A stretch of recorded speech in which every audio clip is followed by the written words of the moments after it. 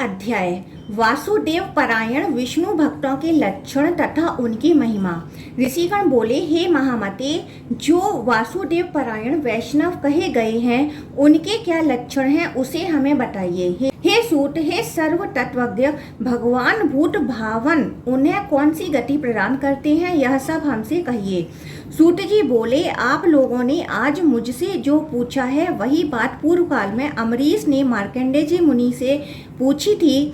उस समय उन्होंने जो कहा था उसे मैं यथार्थ रूप से आप लोगों को बता रहा हूँ। मार्कंडेय जी बोले, हे राजन, आप मुझसे जो पूछ रहे हैं उसे ध्यान पूर्वक सुनिए। जहाँ विष्णु भक्त रहता है वहीं पर नारायण विराजमान रहते हैं, जिनके लिए सर्वत्र विष्णु ही देवता कहे गए हैं। भगवान श्री हरि का कीर्तन होते समय जिसके शरीर में सदा रोमांच होने लगता है, कंपन उत्पन्न हो जाता है, पसीना आने लगता है और नेत्रों में अश्रु दिखाई पड़ने लगते हैं, विष्णु की भक्ति से युक्त श्रौत स्मार्ट कर्म प्रवर्तक विद्वानों को देखकर जो आनंदित हो उठता है उसे वैष्णव कहा गया है। जगत के दर्शन में अपनी रक्षा के निमित्त वैष्णव को आवश्यक परिधान के अतिरिक्त वस्त्र आदि से शरीर का आवरण नहीं करना चाहिए। विष्णु भक्त को आता हुआ देखकर जो सामने खड़े होकर उसे वासुदेव तुल्य समझकर प्रणाम आदि करता है उसे वैष्णव भक्त जानना चाहिए। वह तीनों लोकों में विजयी होता है। कठोर वचन सुनता हुआ भी जो भगवत भाव से युक्त होकर प्रणाम पूर्वक धैर्य के साथ बोलता है वही वैष्णव है। सब कुछ श्री हरि का है ऐसा मानकर जो गंध पुष्प आदि को सिर से लगाता है वह वैष्णव कहा गया है। जो विष्णु क्षेत्र में प्रेम युक्त होकर शुभ कर्म ही करता है और एकाग्रचित होकर श्री हरि की प्रतिमा का नित्य पूजन करता है उसे मन वाणी कर्म से विष्णु भक्त समझना चाहिए। जो सदा नारायण में अनुरक्त है वह परम भागवत है। विष्णु भक्तों के भोजन एवं आराधना की यथाशक्ति व्यवस्था करने वाला वास्तविक फल का भागी कहा गया है। नारायण में भक्ति रखने वाला विद्वान प्रसन्नचित्त होकर जिसका भी अन्न खाता है वह अन्न मानो साक्षात श्री हरि के मुख में चला गया, इसमें संदेह नहीं है। भक्त वत्सल लक्ष्मीपति विश्वात्मा विष्णु अपने पूजन की अपेक्षा अपने महाभागवत भक्त का पूजन देखकर अधिक प्रसन्न होते हैं। वासुदेव में भक्ति रखने वाले पाप रहित वैष्णव को देखकर देवता भी भयभीत होकर उसे प्रणाम करके जैसे आते हैं वैसे ही लौट जाते हैं। विष्णु भक्त के वैभव से संबंधित एक प्राचीन काल का वृत्तांत सुनिए। दग्ध पापों वाले वैष्णव भक्त भृगुपुत्र च्यवन को देखकर यमराज ने भी उठ करके दोनों हाथ जोड़कर उन्हें प्रणाम किया था। अतः मनुष्य को चाहिए कि भगवान विष्णु की ही भांति भक्ति पूर्वक वैष्णवों की पूजा करे। जो ऐसा करता है वह विष्णु का सामीप्य प्राप्त कर लेता है, इसमें संदेह नहीं करना चाहिए। विष्णु भक्त अन्य देवताओं के भक्तों से 1000 गुना श्रेष्ठ होता है और विष्णु भक्तों से 1000 गुना श्रेष्ठ शिव भक्त होता है। रुद्र भक्त से श्रेष्ठ कोई भी लोक में नहीं है, इसमें संशय नहीं है। अतः धर्म अर्थ काम और मोक्ष के लिए संपूर्ण प्रयत्न के साथ विष्णु भक्त अथवा रुद्र भक्त की पूजा करनी चाहिए। इस प्रकार श्रीलिंग महापुराण के अंतर्गत उत्तर भाग में विष्णु भक्त कथन नामक चौथा अध्याय पूर्ण हुआ। पांचवा अध्याय विष्णु भक्त राजश्री अम्बरीश का आख्यान। विष्णु माया द्वारा नारद एवं पर्वत मुनि का वानर मुख होना तथा इसी का राम अवतार में हेतु बनना। ऋषिगण बोले, इक्ष्वाकु वंश में उत्पन्न विष्णु भक्त राजा अम्बरीश भगवान विष्णु की आज्ञा के अनुसार पृथ्वी का पालन करते थे, यह हमने सुना है। हे महाबुद्धे, उनके विषय में आप सब कुछ बताइए। लोक में ऐसा सुना जाता है कि भगवान श्री हरि का सुदर्शन चक्र उनके शत्रु रोग भय आदि का सदा नाश किया करता था। अतः हे श्रेष्ठ, आप उन धार्मिक तथा महात्मा अम्बरीश के उस संपूर्ण चरित्र का वर्णन कीजिए। हे सूत, हम उनके महात्मा अनुभाव तथा श्रेष्ठ भक्ति योग का यथार्थ सुनना चाहते हैं, आप हमें बताएं। सूत जी बोले, हे मुनीन्द्रों, उन बुद्धिमान अम्बरीश के श्रेष्ठ चरित्र तथा महात्मा को आप लोग सुने जो संपूर्ण पापों का नाश कर देने वाला है। त्रिशुंग की प्रिय भार्या तथा अम्बरीश की माता, जो समस्त शुभ लक्षणों से संपन्न थी, नित्य स्नान आदि से शुद्ध होकर योग निद्रा में लीन रहने वाले, शेष शैया पर शयन करने वाले, ब्रह्मांड रूपी कमल का प्रादुर्भाव करने वाले, तमोगुण से युक्त होने पर काल रुद्र रूप, रजोगुण से युक्त होने पर हिरण्यगर्भ ब्रह्मा रूप और सत्वगुण से युक्त होने पर सर्वव्यापी तथा सभी देवों से नमस्कृत साक्षात महात्मा नारायण विष्णु की निरंतर मन वाणी कर्म से अर्चना करती थीं। माल्य दान आदि सब कुछ वह स्वयं करती थीं। चंदन आदि द्रव्यों का घिसना, धूप दीव आदि धूप, भूमि का लेपन आदि हवि द्रव्य को पकाना, ये सब कार्य वह स्वयं संपन्न करती थीं। वह कल्याणमयी तथा पतिव्रता रानी पद्मावती प्रतिदिन वाणी से नारायण और अनंत ऐसा निरंतर उच्चारण करती हुई उन्हीं परमात्मा में संलग्न मन से 10,000 वर्षों तक शुद्धता पूर्वक गंध पुष्प आदि उपचारों से गोविंद का पूजन किया करती थी। वह सब प्रकार के पापों से रहित महाभाग विष्णु भक्तों को दान मान पूजन तथा धनों से नित्य संतुष्ट रखती थीं। तदंतर किसी समय वह महाभागा देवी द्वादशी का व्रत करके पति के साथ भगवान श्री हरि के विग्रह के सम्मुख सो गईं। वहां पर स्वप्न में पुरुषोत्तम नारायण ने उनसे कहा, हे भद्रे, क्या चाहती हो? हे भामिनी, तुम मुझसे वर मांग लो। तब भगवान को देखकर उन्होंने यह वर मांगा, मुझे विष्णु भक्त चक्रवर्ती सम्राट महातेजस्वी अपने कार्य में तत्पर रहने वाला और पवित्र मन वाला पुत्र उत्पन्न हो। तब वैसा ही होगा, यह कहकर जनार्दन ने उन्हें एक फल प्रदान किया। तदंतर वह जग गईं और उस फल को देखकर उन्होंने सारी बात अपने पति से कही। इसके बाद उन्हीं प्रभु से संलग्न चित्त वाली उन्होंने प्रसन्न होकर वह फल खा लिया। तत्पश्चात समय आने पर उन देवी ने कुल की वृद्धि करने वाले सदाचारी वासुदेव परायण शुभ लक्षणों से संपन्न तथा चक्रांकित केसों वाले पुत्र को जन्म दिया। पुत्र उत्पन्न हुआ देखकर पिता त्रिशुंग ने उसके सभी जातकर्म आदि संस्कार किए। वह ऐश्वर्यशाली बालक अम्बरीश इस नाम से लोक में विख्यात हुआ। पिता की मृत्यु हो जाने पर उस शोभा संपन्न महात्मा अम्बरीश का अभिषेक किया गया। तत्पश्चात मंत्रियों को राज्य सौंपकर उन्होंने हृदय कमल के मध्य में विराजमान, सूर्य मंडल के मध्य में स्थित, शंख चक्र गदा पद्म धारण करने वाले, चतुर्भुज विशुद्ध सुवर्ण के सदृश कांति वाले, ब्रह्मा विष्णु शिव रूप समस्त आभरणों से सुशोभित, पीताम्बर धारण करने वाले, वक्ष स्थल पर श्रीवत्स चिन्ह धारण करने वाले परम पुरुष तथा पुरुषों में श्रेष्ठ भगवान नारायण का जप करते हुए पूरे 1000 वर्ष तक कठोर तप किया। तब सभी देवताओं से स्तुत तथा सभी लोकों से नमस्कृत होने वाले वह विश्वात्मा गरुड़ पर आरूढ़ होकर वहां आ गए। उन श्री हरि ने गरुड़ को अद्भुत ऐरावत के रूप में करके स्वयं इंद्र का रूप धारण कर उस पर आसीन हो उन नृपश्रेष्ठ से कहा, मैं इंद्र हूँ, आपका कल्याण हो। मैं आपको कौन सा वर प्रदान करूं? सभी लोगों का ईश्वर, मैं आपकी रक्षा करने के लिए आपके पास आया हूं। अम्बरीश जी बोले, आपको उद्देश्य करके मैंने यह तप नहीं किया है। हे शक्र, आपके द्वारा प्रदत्त वर मैं नहीं चाहता, अतः आप सुखपूर्वक लौट जाइए। मेरे स्वामी तो नारायण हैं, मैं उन्हीं जगतपति को नमस्कार करता हूँ। हे इंद्र, आप चले जाइए, मेरी बुद्धि को भ्रमित मत कीजिए। तब इंद्र रूपधारी भगवान विष्णु ने हंसकर अपना रूप प्रकट कर दिया। वह सर्वात्मा जनार्दन हाथ में सांक नामक धनुष चक्र गदा खड्ग लिए हुए थे, गरुड़ पर आरूढ़ थे और दूसरे नील पर्वत की भांति सुशोभित हो रहे थे। देवताओं तथा गंधर्वों के समूह सभी ओर से उनकी स्तुति कर रहे थे। तब प्रसन्नता को प्राप्त वह अम्बरीश उन गरुड़ ध्वज को प्रणाम करके उनकी स्तुति करने लगे। हे लोकनाथ, हे ईश, हे मेरे नाथ, हे जनार्दन, हे कृष्ण, हे विष्णु, हे जगन्नाथ, हे सर्वलोक नमस्कृत, मुझ पर प्रसन्न होइए। आप आदि हैं और आदि रहित भी हैं।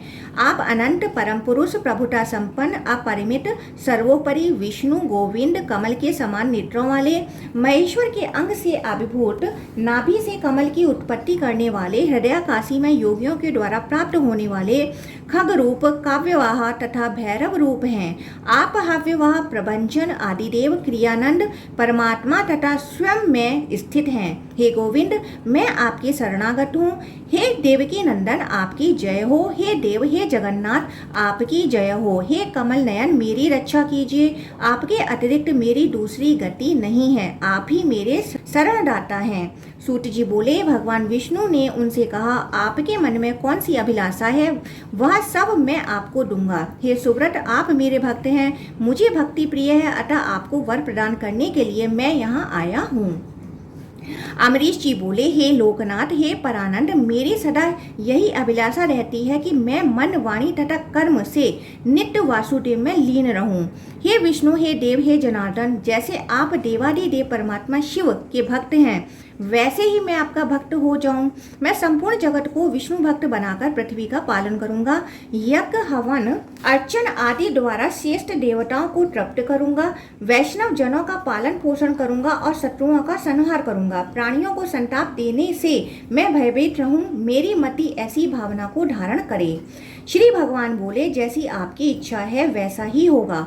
प्राचीन काल में मैंने भगवान रुद्र की कृपा से यह दुर्लभ सुदर्शन चक्र प्राप्त किया है।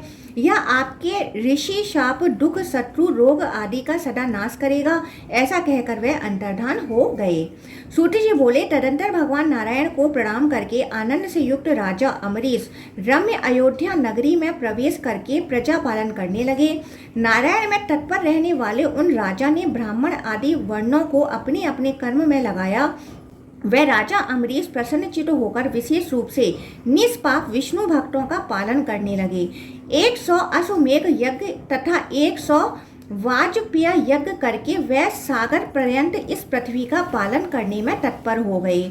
उन नृपश्रेष्ठ के राज्य शासन करते रहने पर घर घर में विष्णु का विग्रह स्थापित किया गया। घर घर में वेद ध्वनि, विष्णु के नाम का घोष और यज्ञ घोष होने लगा। भूमि फसल रहित, तृण विहीन और दुर्भिक्ष आदि से युक्त नहीं रह गई। संपूर्ण प्रजाएं नित्य रोग तथा सभी प्रकार के विघ्नों से रहित हो गईं। इस प्रकार महातेजस्वी अमरीश पृथ्वी का पालन करते थे। इस प्रकार राज्य करते हुए उन राजा के यहाँ कमल के समान नेत्रों वाली तथा सभी शुभ लक्षणों से संपन्न एक कन्या उत्पन्न हुई, जो श्रीमती नाम से विख्यात हुई। देव कन्या के समान सुंदर वह श्रीमती कुछ दिनों में कन्यादान के योग्य हो गई। उस समय राजा अमरीश के यहाँ श्रीमान नारद मुनि तथा महामती पर्वत ये दोनों आए। उन दोनों ऋषियों को आया हुआ देखकर उन्हें प्रणाम करके महातेजस्वी अमरीश ने विधि पूर्वक उनका पूजन सत्कार किया। मेघ में विद्युत के समान प्रतीत होने वाली उस कन्या को क्रीड़ा करते हुए देखकर भगवान नारद ने मुस्कुराकर राजा से कहा, हे राजन, महाभाग्यशालिनी देव कन्या के सदृश तथा सभी शुभ लक्षणों से संपन्न यह बालक कौन है? हे धर्मधारियों में श्रेष्ठ यह बताइए। राजा बोले, हे विभो, यह मेरी पुत्री है जो श्रीमती नाम से प्रसिद्ध है। यह विवाह काल को प्राप्त हो चुकी है, अतः यह सौभाग्यशालिनी वर का अन्वेषण कर रही है। हे ऋषियों, राजा के ऐसा कहने पर मुनिश्रेष्ठ नारद उसे प्राप्त करने की इच्छा करने लगे। और हे श्रेष्ठ मुनियों, इसी तरह पर्वत मुनि भी उसे पाने की प्रबल कामना करने लगे। राजा की अनुमति प्राप्त कर धर्मात्मा नारद ने उन्हें एकांत में बुलाकर यह बात कही, अपनी इस पुत्री को मुझे दे दीजिए।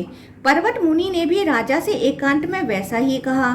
तब भय से व्याकुल राजा ने उन दोनों को एक साथ प्रणाम करके कहा, आप दोनों ही मेरी कन्या की याचना कर रहे हैं, ऐसी स्थिति में मैं क्या करूं? हे महाप्राज्ञ, हे नारद, आप मेरी बात सुने, और हे पर्वत, हे प्रभु, आप भी मेरा वचन सुने। जिसे मैं कह रहा हूँ, मेरी यह सौभाग्यवती पुत्री आप दोनों में से जिस एक का वर्ण कर लेगी उसे मैं अपनी कन्या दे दूंगा। इसके अतिरिक्त मेरा सामर्थ्य नहीं है। वैसा ही हो। यह कहने के बाद हम दोनों कल पुनः आएंगे। यह कहकर निरंतर भगवान विष्णु में अनुरुक्त रहने वाले तथा ज्ञानियों में अग्रणी वह दोनों मुनि श्रेष्ठ प्रसन्नचित्त होकर वहां से चले गए। तत्पश्चात मुनि श्रेष्ठ नारद ने विष्णु लोक पहुंचकर भगवान ऋषिकेश को प्रणाम करके यह वचन कहा, हे भगवान, हे नाथ, हे नारायण, हे प्रभु, आपको कुछ सुनना है, इसे मैं आपको एकांत में बताऊंगा। हे भुवनेश्वर, आपको नमस्कार है। तदंतर परमात्मा गोविंद सभी लोगों को वहां से हटाकर हंस करके उन मुनि से बोले, कहिए। तब मुनि ने केशव से कहा, मेरी बात सुनिए श्रीमान, राजा अमरीश आपके भक्त हैं। श्रीमती नाम से विख्यात उनकी विशाल नेत्रों वाली पुत्री है। मैं उससे विवाह करने का इच्छुक हूँ। मैं वहाँ गया था। मेरा वचन सुनिए। आपके भक्त तपोनिधि श्रीमान ये जो पर्वत मुनि हैं वह भी उसे चाहते हैं। हे भगवान, महातेजस्वी राजा अमरीश ने हम दोनों से कहा कि यह कन्या आप दोनों में से जिस सौंदर्य संपन्न का पति रूप में वर्ण करेगी उसे मैं कन्या अर्पण कर दूंगा।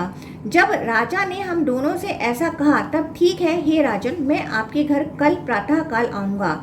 ऐसा कहकर मैं यहाँ आ गया।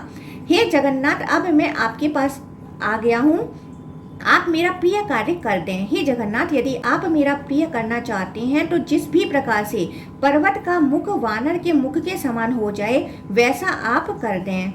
तब मुस्कुराकर भगवान मधुसूदन ने ठीक है ऐसा कहकर मुनि नारद से कहा, हे स्वामी, आपने जो कहा है उसे मैं करूंगा, अब आप जैसे आए थे वैसे ही चले जाइए।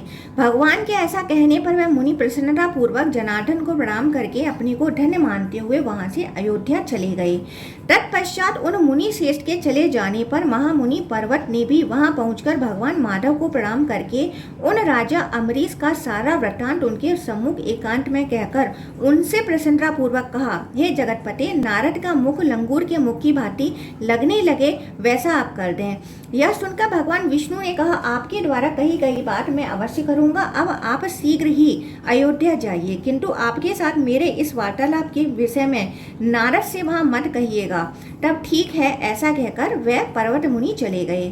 तदंतर राजा ने उन दोनों मुनिवरों को आया हुआ जानकर अनेक प्रकार के मांगलिक पदार्थों, पुष्पों तथा लाजा लावा आदि के द्वारा एवं ध्वजा तोरण आदि लगवाकर चारों ओर से संपूर्ण अयोध्या को सजाया।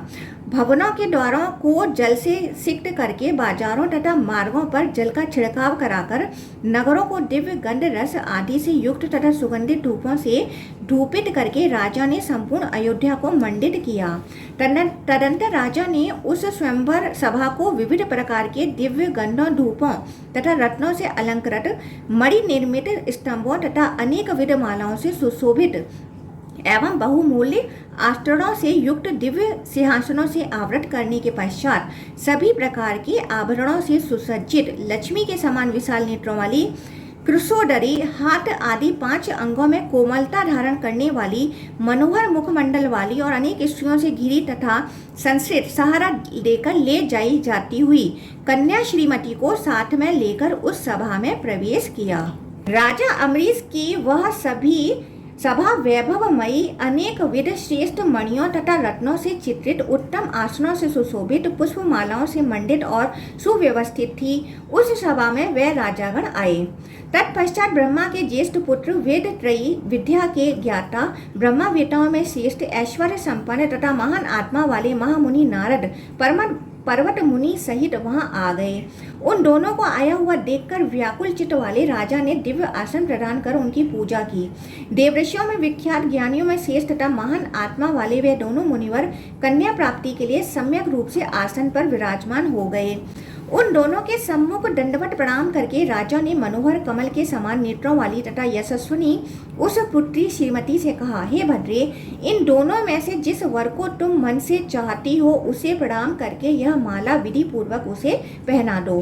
राजा के ऐसा कहने पर स्त्रियों से घिरी हुई सुंदर नेत्रों वाली वह कन्या सुवर्णमयी दिव्य माला लेकर जहाँ वह दोनों महात्मा बैठे थे वहीं आकर उन मुनि श्रेष्ठों में नारद तथा पर्वत को देखती हुई वहीं स्थित हो गईं। नारद को लंगूर के समान मुख वाला तथा पर्वत को वानर के समान मुख वाला देखकर वह कन्या कुछ डर सी गईं। व्याकुल चित्त वाली वह कन्या वायु प्रकंपित कदली की भांति कांपती हुई वहां स्थित रही। तब उस राजा ने उससे कहा, हे वत्से, तुम अब क्या करोगी? हे सुबे, इन दोनों में से किसी एक को चुनकर उसे माला पहना दो। डरी हुई उस कन्या ने पिता से कहा, ये दोनों तो नर वानर की आकृति वाले हैं। मुनि श्रेष्ठ नारद तथा पर्वत तो मुझे दिखाई ही नहीं पड़ रहे हैं, अपितु इन दोनों के मध्य में 16 वर्ष से थोड़ी कम आयु वाले, समस्त आभरणों से संपन्न, अतिशि पुष्प के समान नील कांति वाले, लंबी भुजाओं वाले, विशाल नेत्रों वाले, उन्नत तथा उत्तम वक्षस्थल वाले, रेखा युक्त कटि प्रदेश तथा ग्रीवा वाले, रक्त प्रांत भाग से युक्त विशाल नेत्रों वाले, झुके हुए धनुष के सदृश टेढ़ी भुजाओं से सुशोभित, उदर देश में पृथक पृथक 3 वलियों से समन्वित, स्पष्ट नाभि से युक्त सुंदर उदर वाले, पीताम्बर धारण किए हुए, उन्नत तथा रत्न की आभा से युक्त नख वाले, मनोहर कमल के आकार सदृश हाथों वाले, कमल के समान मुख तथा नेत्रों वाले, सुंदर नासिका वाले, पद्मा सदृश हृदय देश वाले, पद्म के समान नाभि वाले, कांतिमान कुंडकली के समान दंड पंक्तियों से सुशोभित सुंदर केशों वाले और मुझको देखकर मेरी ओर दाहिना हाथ फैलाकर हंसते हुए वहां पर विराजमान इस अन्य व्यक्ति को देख रही हूँ। तब कदली की भांति कांपते हुए वहां पर खड़ी उस व्याकुल मन वाली कन्या से राजा ने कहा, हे वत्से, अब तुम क्या करोगी? उसके ऐसा कहने पर संदेह में पड़ी नारद मुनि ने कहा, हे कन्या, उसकी कितनी भुजाएं हैं, सही सही बताओ।